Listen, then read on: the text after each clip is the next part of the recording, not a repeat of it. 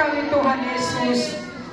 Pagi hari ini Bapa, kami ingin mendengarkan sebagian dari firman-Mu Bapa, yang menguatkan kami dan memampukan kami dalam perjalanan kehidupan kami. Sebab itu Tuhan, kami mengangkat tangan kami Bapa. Kami menyerahkan kehidupan kami. Bahkan apapun yang terjadi itu ada dalam rancangan-Mu ya Tuhan. Urapi hamba Tuhan.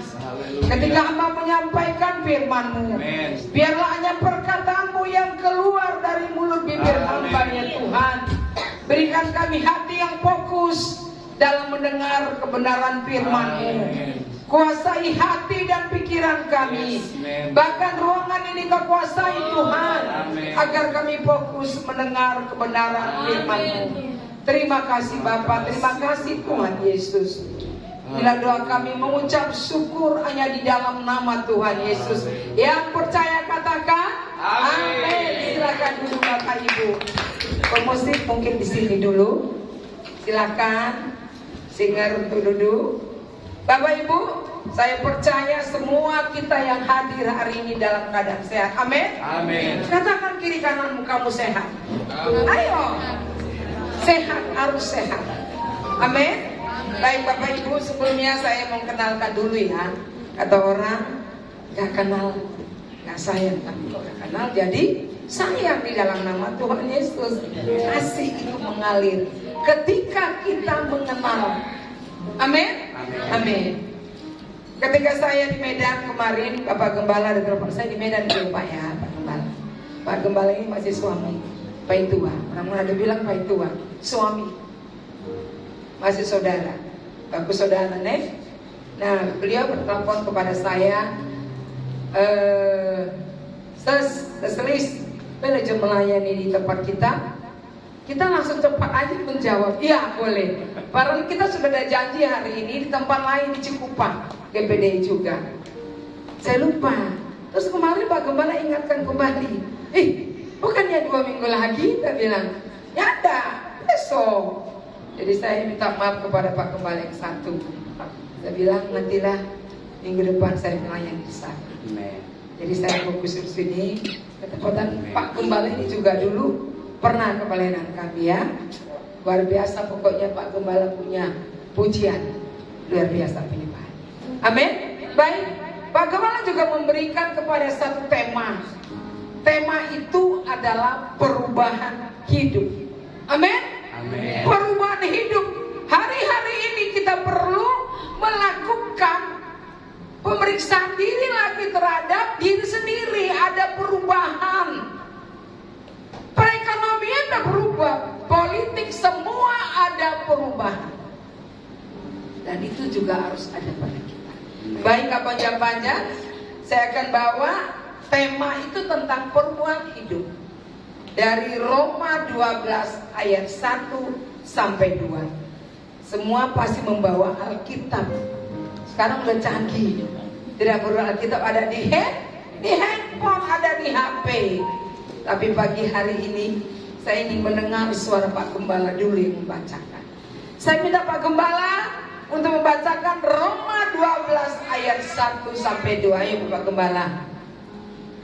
Roma 12 ayat 1 sampai 2. Karena itu saudara-saudara, demi kemurahan Allah aku menasihatkan kamu supaya kamu mempersembahkan tubuhmu sebagai persembahan yang hidup, yang kudus dan yang berkenan kepada Allah. Itu adalah ibadahmu yang sejati. Janganlah kamu menjadi serupa dengan dunia ini, tetapi berubahlah oleh pembaharuan budimu, sehingga kamu dapat membedakan manakah kehendak Allah, apa yang baik, yang berkenan kepada Allah dan yang sempurna. Amin. Katakan semua amin. Amin. Amin. Pak Gembala udah ucapkan tadi firman. Baik, berbicara tentang perubahan hidup dengan tema tadi perubahan hidup. Katakan kiri kananmu, engkau mau mengubah hidupmu? Katakan. Ayo. Ubahlah hidupmu. Kalau tadi lu suka lupa-lupa baca firman, maka engkau menjadikan itu sebagai kebiasaan. Membaca firman. Dimana sekarang sudah bisa mau di mall, di mana bawa HP tinggal lihat. Ketika engkau menunggu orang, kau baca firman. Ada waktu, memberikan waktu untuk membaca firman. Baik.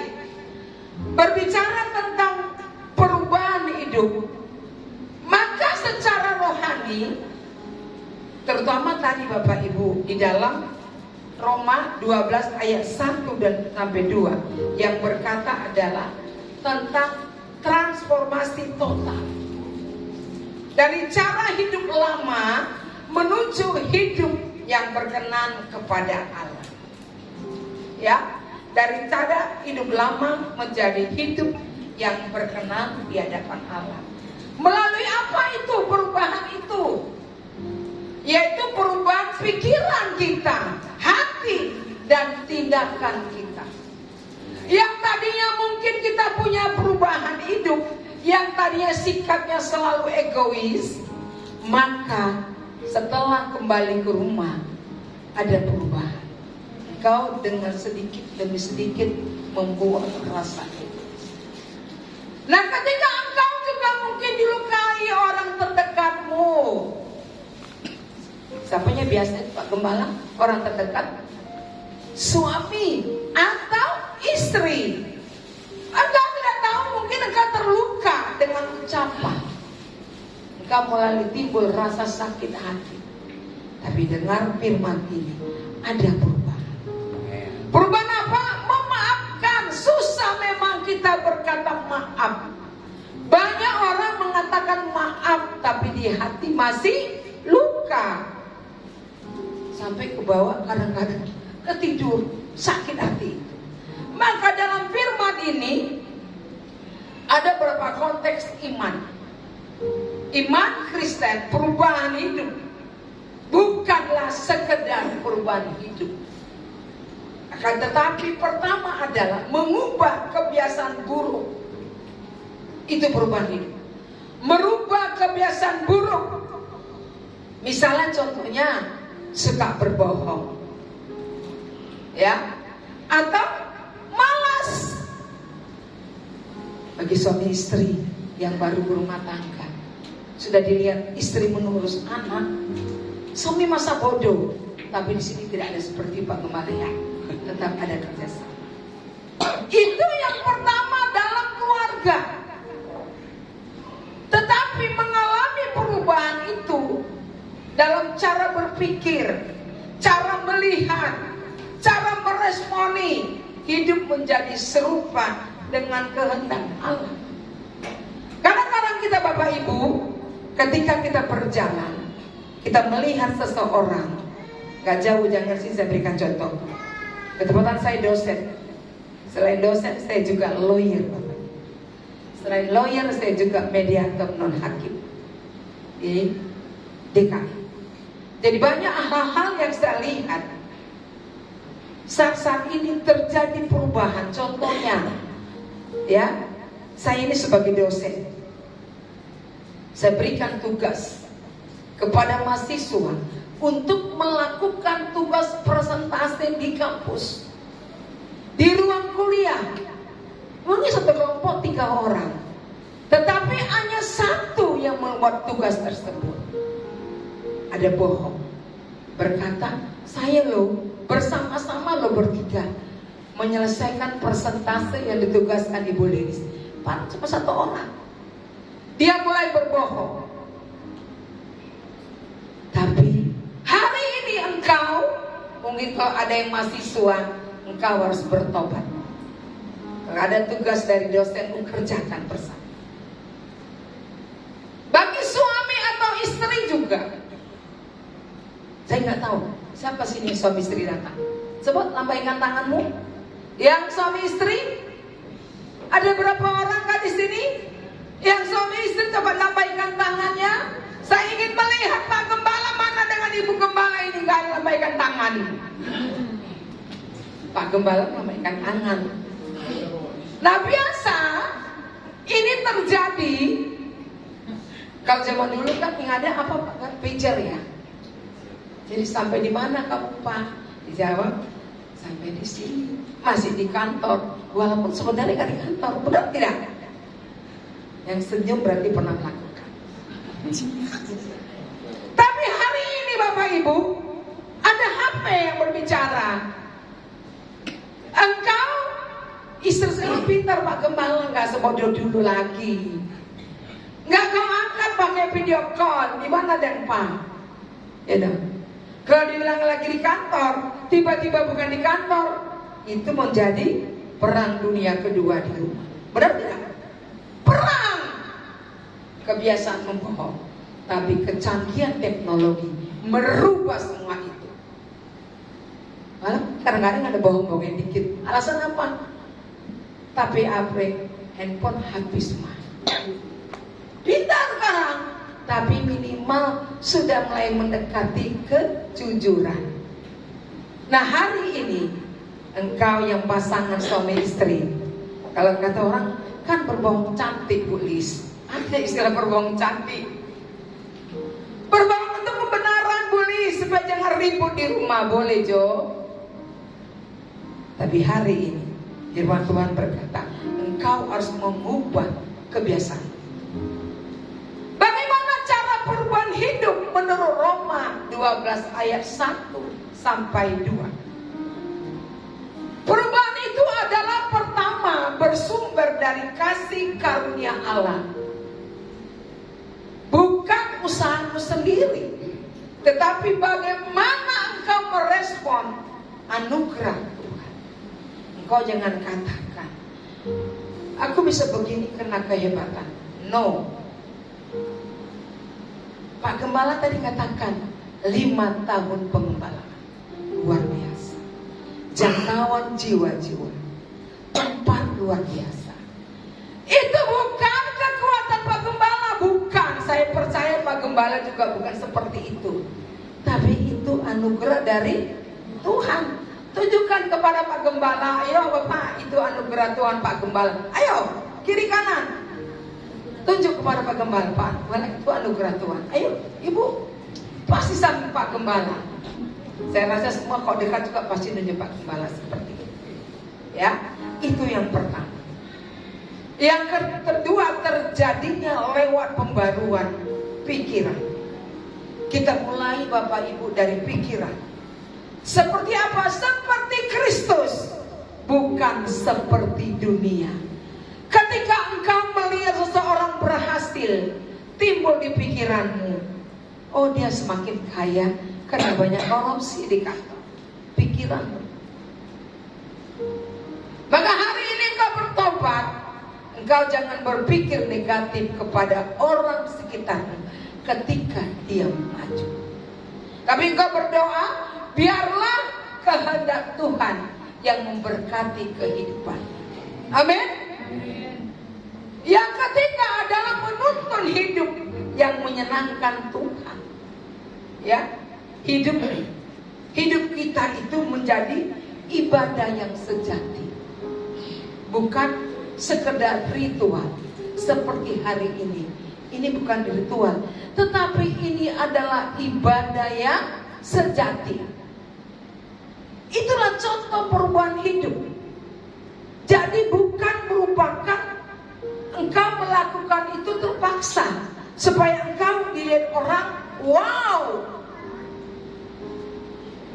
seperti itu. Dulu engkau muda, marah sedikit aja marah, tersinggung, dan engkau susah mengampuni. Dulu engkau egois, tapi sekarang saat ini engkau ubah perubahan. Engkau melayani Tuhan. Engkau dengan sungguh-sungguh melayani Tuhan. Sebab engkau tahu bahwa perubahan itu adalah dari pikiranmu dulu kau bereskan. Jangan kau buat pikiranmu itu kacau-kacau, tapi bereskan pikiranmu untuk kau fokus kepada Tuhan.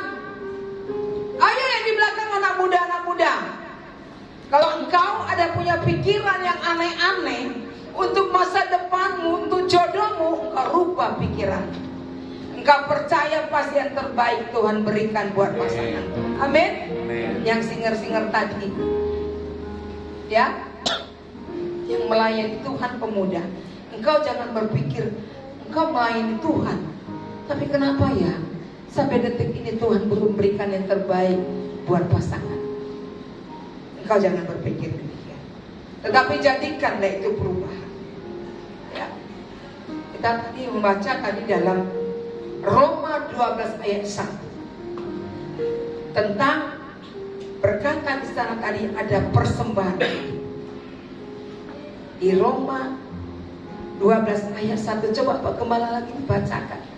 Roma 12 ayat 1. Karena itu saudara-saudara, demi kemurahan Allah aku menasihatkan kamu supaya kamu mempersembahkan tubuhmu sebagai persembahan yang hidup, yang kudus dan yang berkenan kepada Allah. Itu adalah ibadahmu yang sejati. Amin. Ibadah yang sejati. Engkau beribadah dengan hatimu yang tulus, tidak terpaksa. Nah, dari sini adalah konteks yang kita ambil adalah panggilan bagi setiap orang yang percaya untuk menyerahkan seluruh hidupnya, termasuk pikirannya, perasaannya, tubuhnya, dan kehendaknya sebagai bentuk ibadah yang sejati kepada Tuhan. Artinya di sini adalah apa? Karena itu saudara-saudara, demi kemurahan Allah aku menasihatkan kamu, ya, supaya kamu mempersembahkan tubuh sebagai persembahan yang hidup. Artinya apa yang pertama kali kita lihat di sini adalah berbicara tentang kemurahan Allah. Amin. Mana suaranya kok sedikit Pak Gembala aja bilang amin. Amin. Amin. Berbicara tentang kemurahan Allah di sini. Ya. Artinya di sini adalah ada satu motivasi dari hidup orang-orang percaya, dari hidup kita. Mengapa kita harus mempersembahkan hidup kita kepada Allah? Kenapa? Artinya adalah menyangkut tentang kemurahan Allah. Kemurahan Allah artinya ada belas kasihan yang dalam dan penuh kasih. Ada kasih sayang Allah yang tidak layak kita terima sebenarnya, tetapi tetap Ia berikan dengan limpah. Itu konteks tadi Roma 12 ayat 1. Persembahan yang abadi, persembahan yang sejati. Kita manusia telah jatuh dalam dosa. Gak tahu saya, di sini ada nggak manusia yang tidak berdosa? Coba tunjuk tangan dulu. Yang belum pernah berdosa. Ada? Semua kita pernah jatuh dalam dosa, tetapi kita tidak hidup dalam kubang dosa. Kita bangkit berdiri. Allah membenarkan kita oleh iman, bukan oleh apa? Perbuatan kita. Nanti bisa dibaca dalam Roma 5 ayat 1. Bahwa kita ini dilepaskan dari hukum dosa. Karena apa? Karena pengorbanan Yesus. Kita baru melaksanakan Paskah.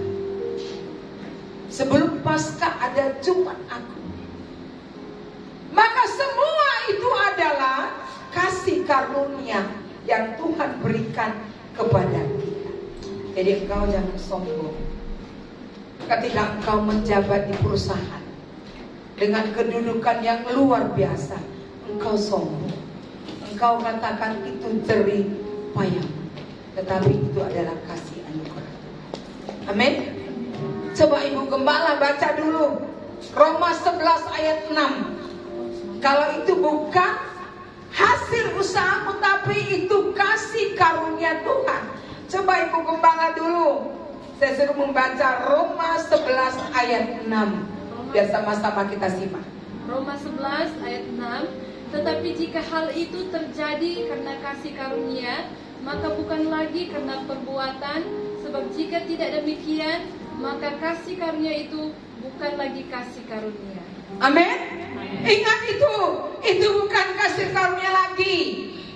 Maka engkau jangan sombong ketika engkau diberkati Tuhan. Dan juga engkau akan jangan kecewa ketika engkau jatuh. Ketika ada pergumulan yang kau alami, engkau kecewa sama Tuhan. Tapi Tuhan menilik hati.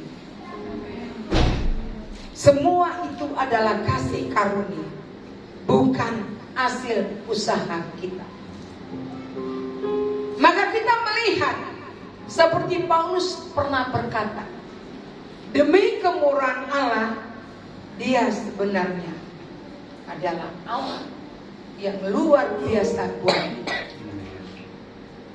Lihat betapa besar kasih Allah kepada kalian, kepada kita semua. Begitu besar. Kadang-kadang kita tidak percaya. Maka sebenarnya engkau yang paling inti ketika engkau mengalami pergumulan, serahkanlah hidupmu. Maka sepenuhnya Tuhan akan menolong. Amin. Dengan singkat, kita berbicara kemurahan Allah adalah berbicara kasih karunia, kasih anugerah yang besar dan Tuhan kepada manusia yang tidak layak, yang mendorong kita untuk hidup baginya sebagai respon syukur dalam beribadah. Yang kedua adalah tadi ada perkataan mempersembahkan tubuh. Tubuh ini bukan hanya tubuh secara fisik, Bapak Ibu, ingat tuh, bukan.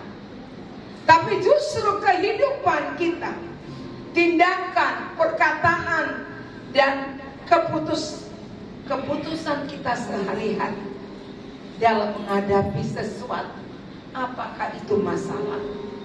Apakah itu sukacita ataupun duka cita? Kita mempunyai keputusan. Artinya apa di sini? Artinya adalah hidup kita bukan lagi untuk diri kita sendiri, tapi untuk kemuliaan Tuhan. Saya percaya kita semua yang hadir di sini, tubuh kita untuk kemuliaan. Amin. Ketika sebagai persembahan hidup yang kudus dan berkenan kepada Allah. Itu yang artinya apa? Hidup bukan seperti korban mati seperti dalam perjanjian lama, tetapi kita mempersembahkan hidup kita secara aktif. Kudus di sini berbicara tentang hidup yang terpisah dari dosa, disucikan Tuhan. Maka engkau harus tahu bahwa hidup kudus itu engkau harus jaga. Kecanggihan teknologi ini kadang-kadang membuat lupa diri.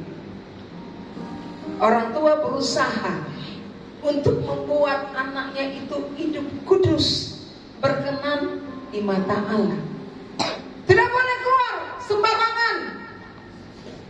Pulang sekolah langsung masuk kamar.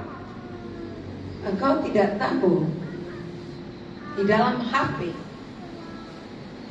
dia bisa melayang di seluruh dunia lewat YouTube. Dia bisa melihat kehidupan dunia mulai yang baik sampai yang buruk. Engkau melihat sekarang bagaimana kehidupan saat ini. Saya kadang-kadang bingung, Pak Ibu, sebagai advokat, melihat perkawinan baru 1 minggu lepas pisah cerai. Kenapa?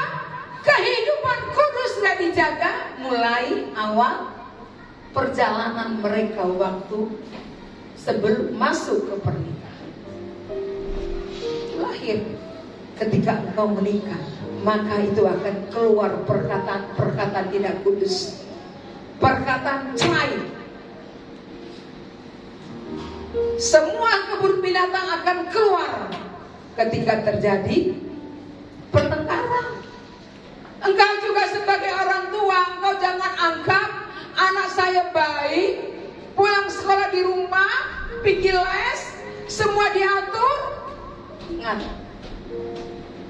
firman Tuhan berkata hari ini, sebagai orang tua, engkau wajib memberi nasihat kepada anak.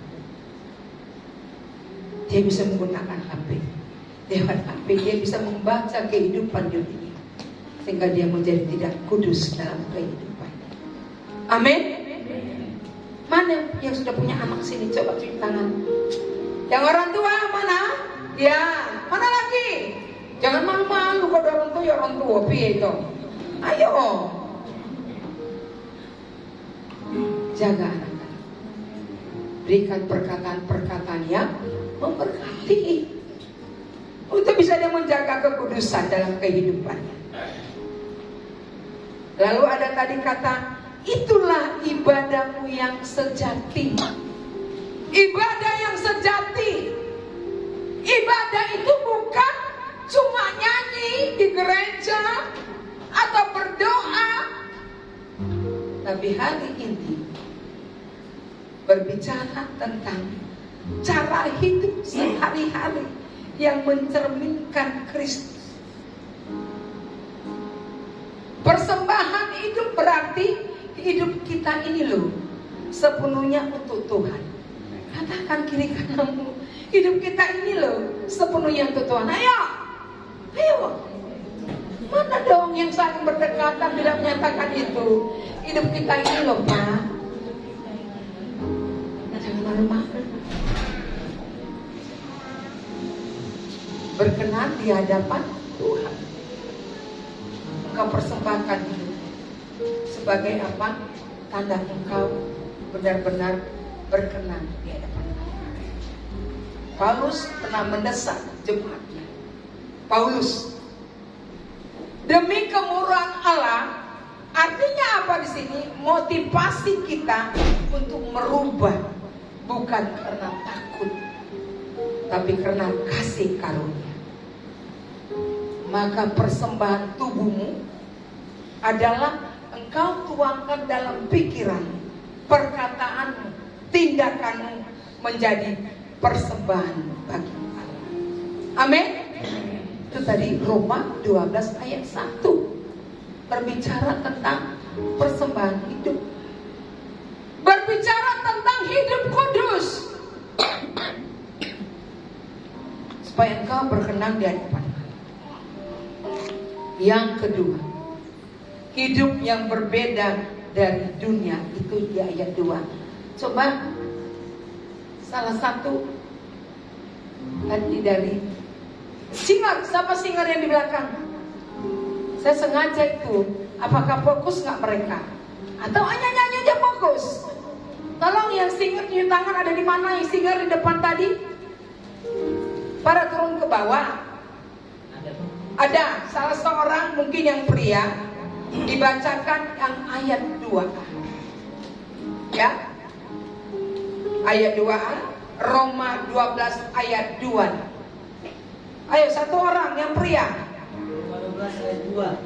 Janganlah kamu menjadi serupa dengan dunia ini, tapi berubahlah oleh pembaruan dirimu, sehingga kamu dapat membedakan mana yang kehendak Allah, apa yang baik, apa yang berkenan kepada Allah, dan yang sempurna.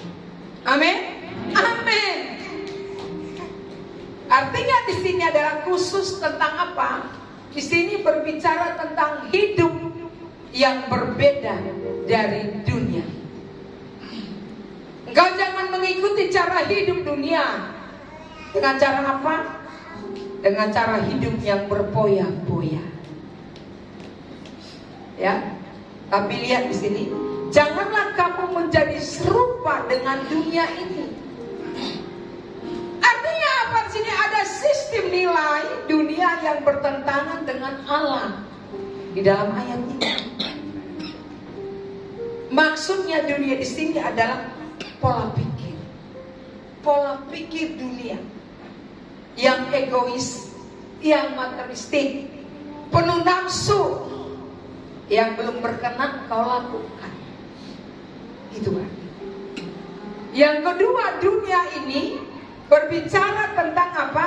Dunia yang hidup tanpa takut akan Tuhan.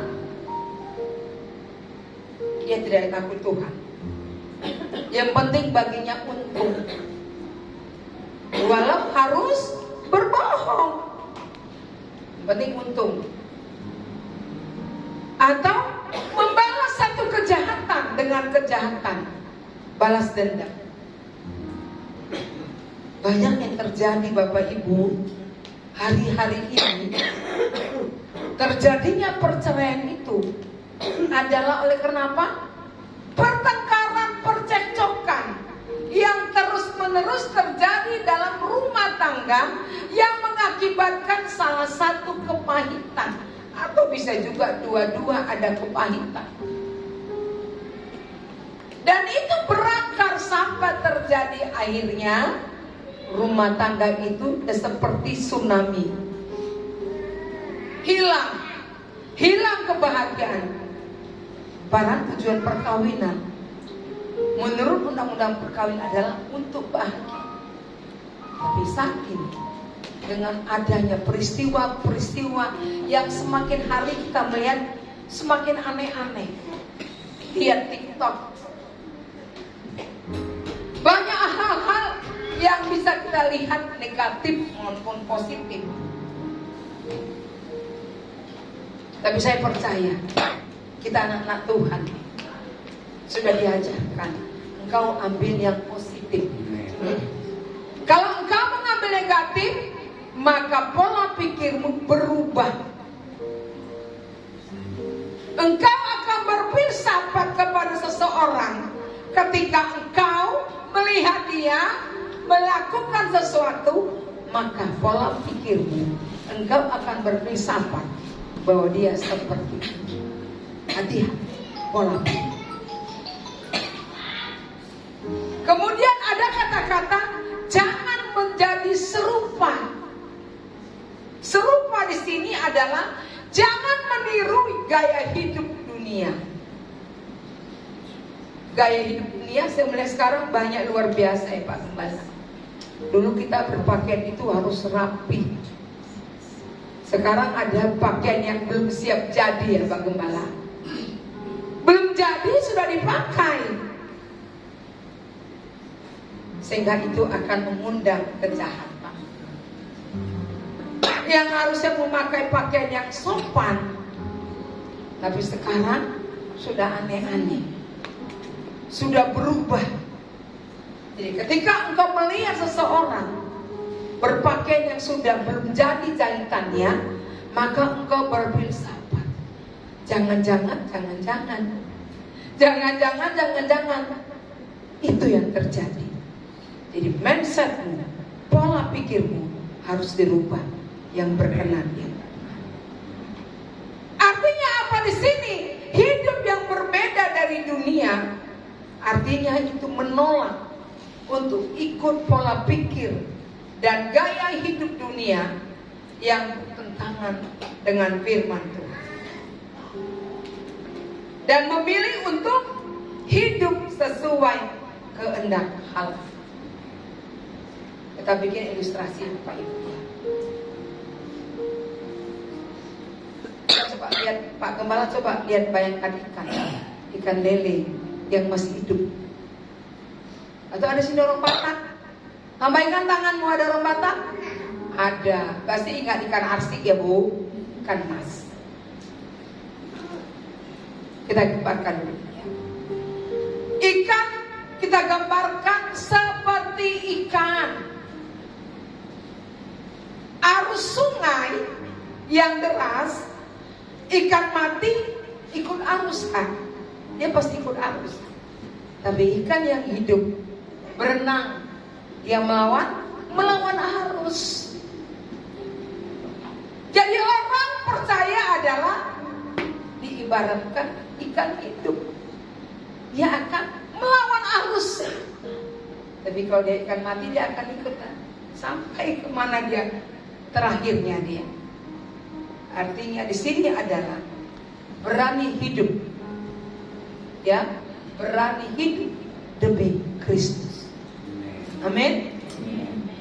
Berani hidup sekalipun engkau mungkin di luar sana atau dalam keluarga dianggap engkau sibuk sekali kau di gereja, sibuk sekali kau melayani Tuhan,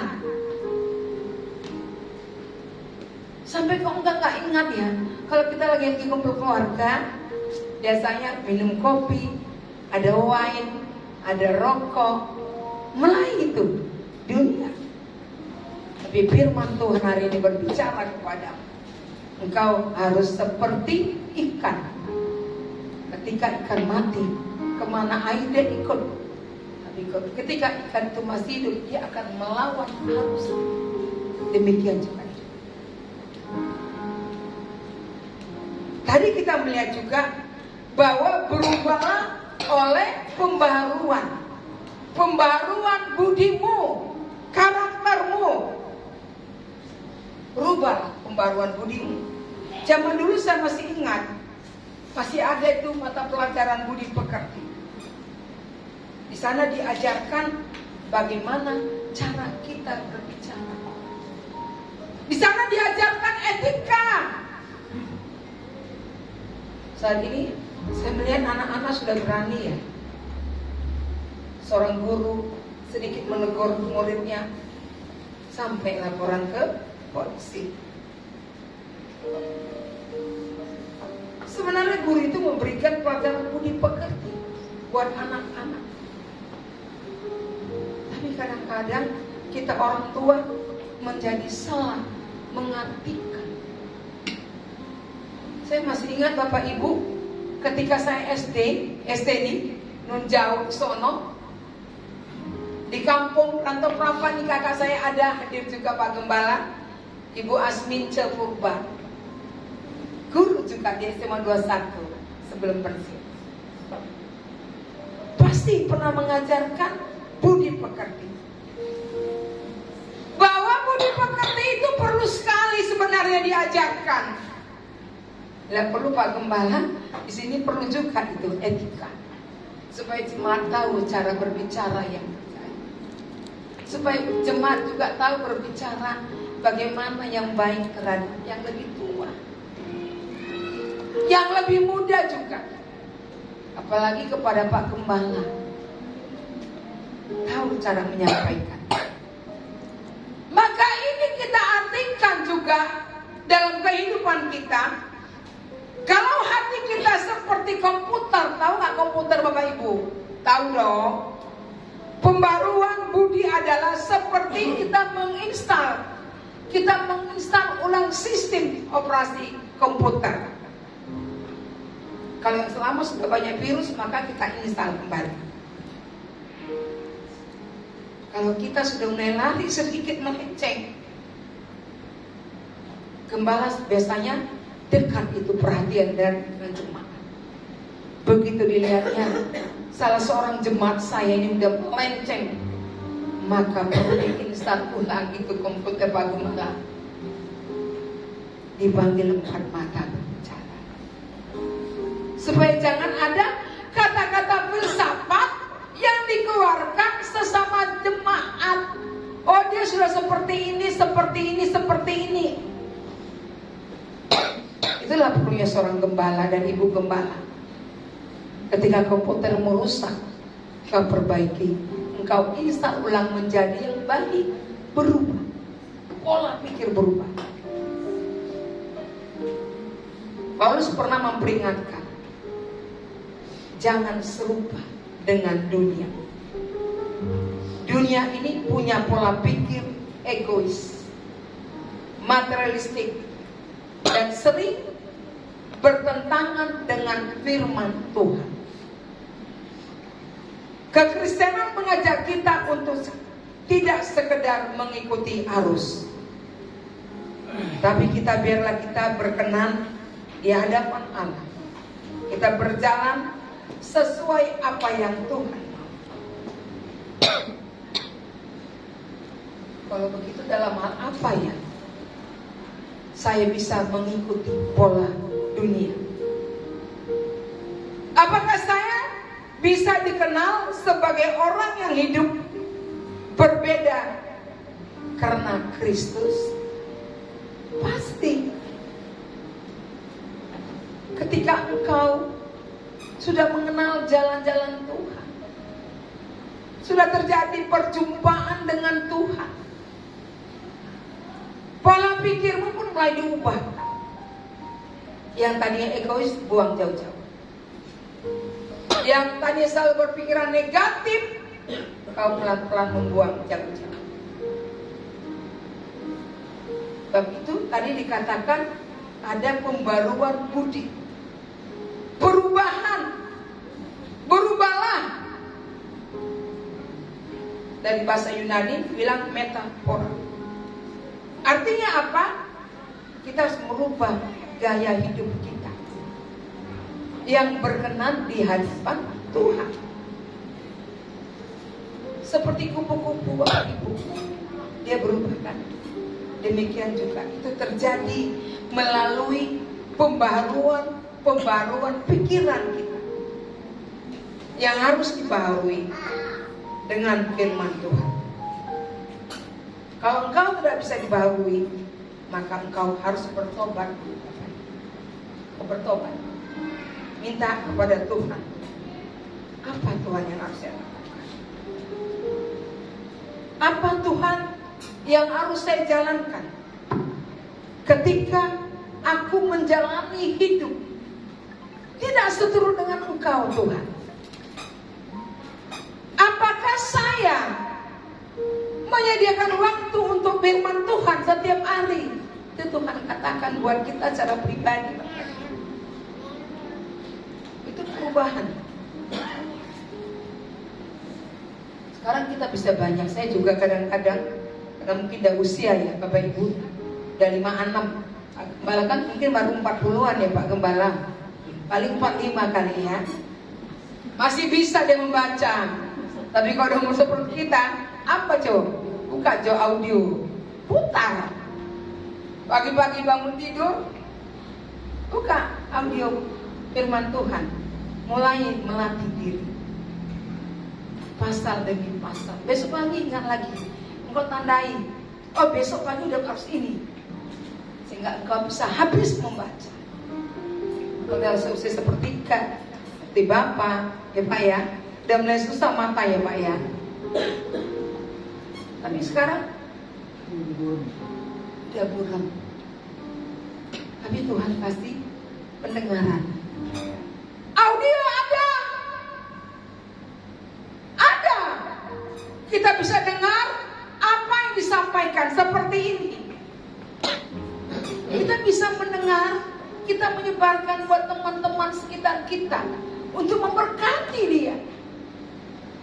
Mungkin di hari ini gak beribadah, tapi saya percaya Pak Gembala udah rekam itu. Itu bisa disebar bagi jemaat yang tidak beribadah, supaya dia tidak tertinggal, supaya dia mengerti ada perubahan hidup ternyata. Dalam konteks tadi Roma 12 ayat 1 sampai 2. Sehingga kita harus tahu bahwa perubahan hidup bukan sesuatu yang instan, tetapi melalui kasih karunia Allah dan pembaruan yang terus menerus. Maka kita bisa hidup sebagai persembahan yang hidup. Dunia boleh berubah dan menyesatkan, tapi kita dipanggil untuk terus dipengaruhi, diperbarui dalam perubahan apa yang dikatakan firman Tuhan. Sehingga apapun yang terjadi buat kita, ketika kita menghadapi masalah, pikiran kita diubahkan. Kita tidak berpikir bahwa Tuhan sudah jauh, tapi ada proses yang Tuhan berikan. Semua kita diproses Bapak Ibu. Saya juga diproses sama Tuhan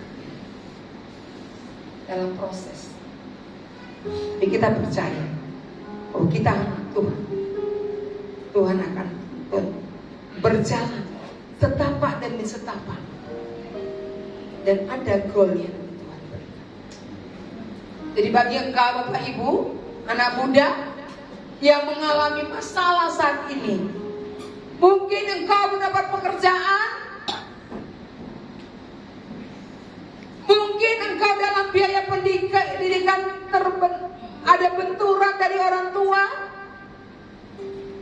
atau engkau orang tua, engkau mengalami masalah bukan dengan pasanganmu, bukan, karena pasanganmu lebih mengerti dengan engkau.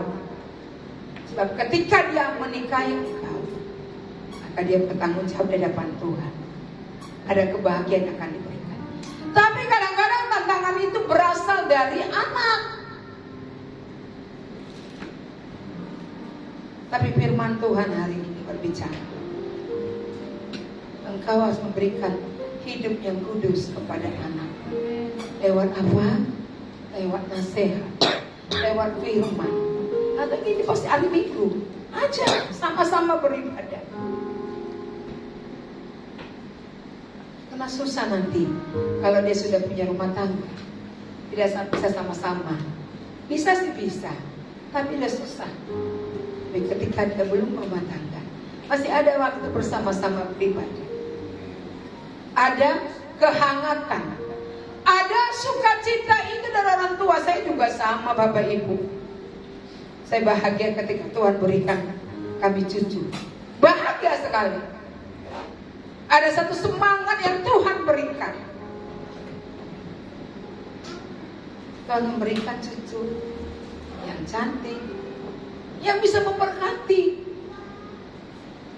Orang Manado bilang opa omane, orang Batak bilang opung dan nenek, Pak Gembala. Ada satu berkat yang Tuhan berikan. Maka menjadi pertanyaan buat Anda, buat Bapak Ibu yang hadir hari ini, apa satu area hidup saya ini Tuhan? Apa sebenarnya Tuhan dalam hidup saya ini ingin mengubah? Apakah bisa Tuhan saya ubah sikap saya, pola pikir saya yang tadinya atau cetek, Pak Gembala ya, kecetek lu. Tapi dengan firman Tuhan ini diubahkan kamu sebagai apa yang dikatakan dalam Roma 12 ayat 1 sampai 2. Yang kedua, bagaimana saya bisa Tuhan mempersembahkan hidup saya sebagai ibadah sejati di dalam gereja ini? Coba itu direnungkan ketika engkau pulang. Kerenungkan itu. Bagaimana Tuhan saya bisa mempersembahkan hidup saya sebagai ibadah yang sejati di rumah ibadah di mana saya beribadah. Amin. Sentil kiri kananmu. Bagaimana saya bisa mempersembahkan hidup saya sebagai ibadah yang sejati di tempat ini? Ayo sampaikan kiri kananmu. Ayo, Ibu Gembala sampaikan. Bisa tidak? Bisa ya? Bisa, perenungan buat kita. Firman Tuhan hari ini, mungkin saya tidak panjang-panjang Pak Gembala, karena saya harus ada acara lagi, Bona tahun, Kota Julu. Sebenarnya dari pagi jam 9, karena saya bilang ada pelayanan. Guys, oke, pelayanan dulu. Jadi mohon maaf, nanti mungkin kedepannya Pak Gembala bisa mengundang lagi kalau tidak bosan. Takutnya bosan Pak Gembala itu. Oke, kami undang singer ke depan. Mari kita berdiri Bapak Ibu. Biarlah firman Tuhan ini menguatkan dan memampukan dalam perjalanan.